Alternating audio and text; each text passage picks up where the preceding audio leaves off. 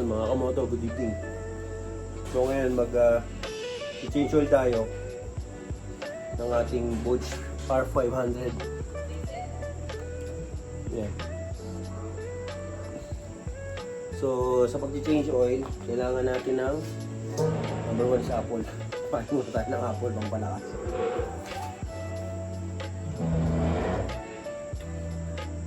Kailangan natin ng balde, mas maganda kung stainless para madaling linisin. Ito yung gagawin nating oil fan, clutch fan. Then, syempre, kailangan natin ng pang change oil. Any na 10W50. So, sa motor ko, ang kailangan niya is 2.7. So, 2.7 liter. Kaya ang binili ko is 3. Long set. Then, bumili na rin ako ng bagong filter. Oil filter. Para palitan na natin siya. So, mamaya ko na siya bubuksan. Then, syempre, kailangan natin ng vacant na bottle paglalagyan ng used oil. And yung tools, ito, pantanggal ng ng oil filter. Allen set screw, Allen wrench, pangtanggal dun sa play ring niya sa ilalim. Then ratchet number 14, pantanggal nung nung oil nut. Then in case of hindi siya kasya, gamit tayo ng adjustable wrench. Pero hindi siya advisable na gumamit nito. Mas maganda yung eksaktong number 14 yun yung gagamitin natin na ratchet. Then kailangan din natin ng tissue pamunas. So hindi ko kasi nire-recommend na gumamit ng ng basahan, dahil pag nagbasahan tayo, huhugasan mo na may basahan, then yung pinaghugasan mo sasama yung oil dun sa drainage. So hindi maganda. Kaya ang recommend ko is gumamit na lang ng tissue, itatapon na lang natin. So yun. So ngayon yan, nakaset na yung aking nakapadak stand na siya. Bubuksan ko na siya, tatanggalin ko yung flaring niya. Yan.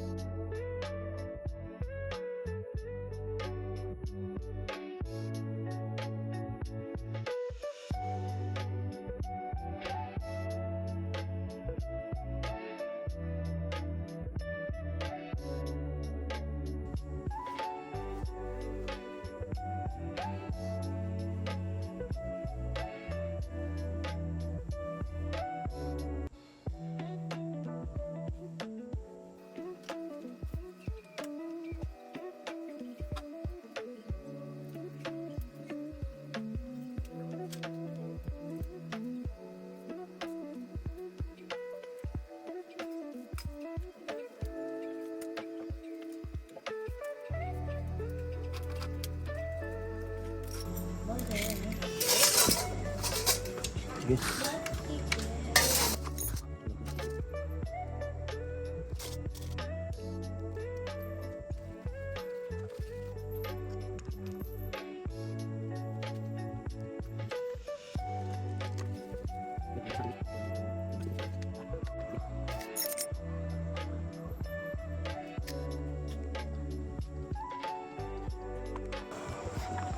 Ayan, buksan natin itong langis.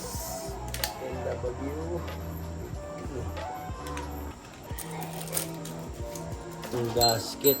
Ayan.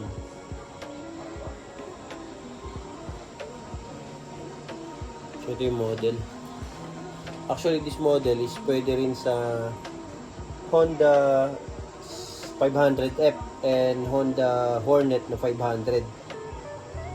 Yung kaibigan ko kasi merong Hornet. Same na same siya ng engine.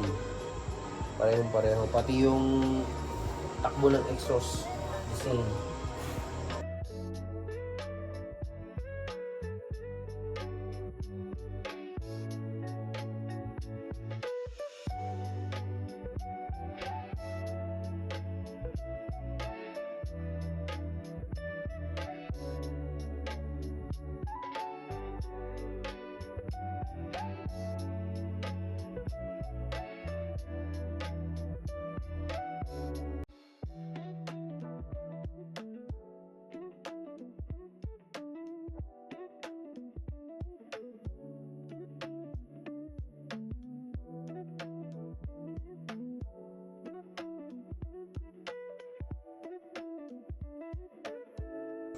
Itong filter, lagyan na natin ng langis.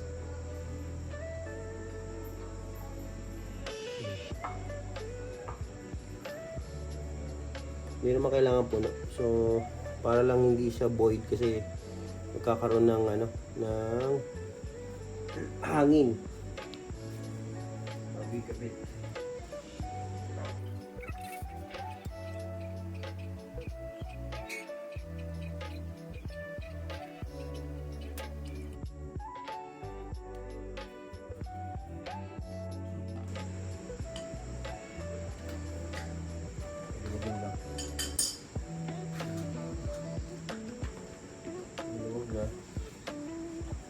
Datipan 2.7 lang ilalagay natin, so yung last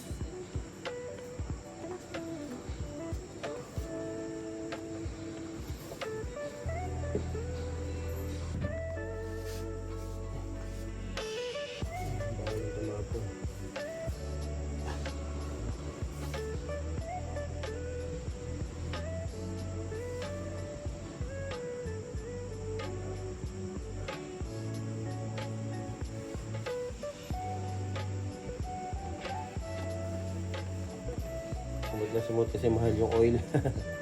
Dito kami yan sa kabila.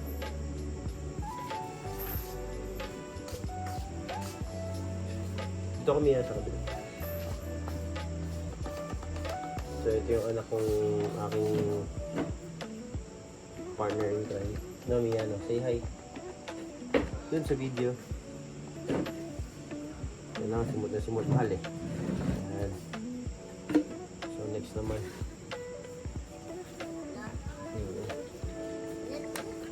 Ginagawa ko doon sa pangalawa kasi 2.7 dito sa pangalawa, dito ko na isinasakto yung 0.7 para kung magkamali ako meron pa akong pangatlo na babawasan.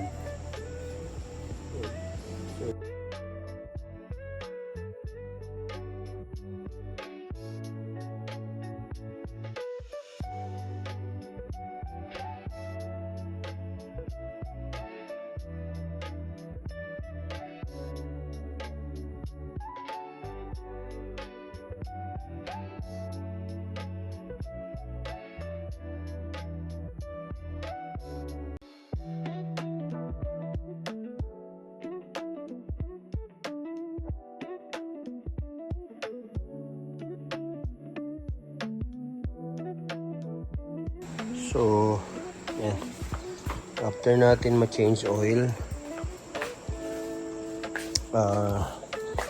testing naman natin. Takboy natin. Kilometer reading niya is 6696. Patatakboy natin for about 1 minute para makapag-circulate yung langis niya. So pag tumatakbo siya,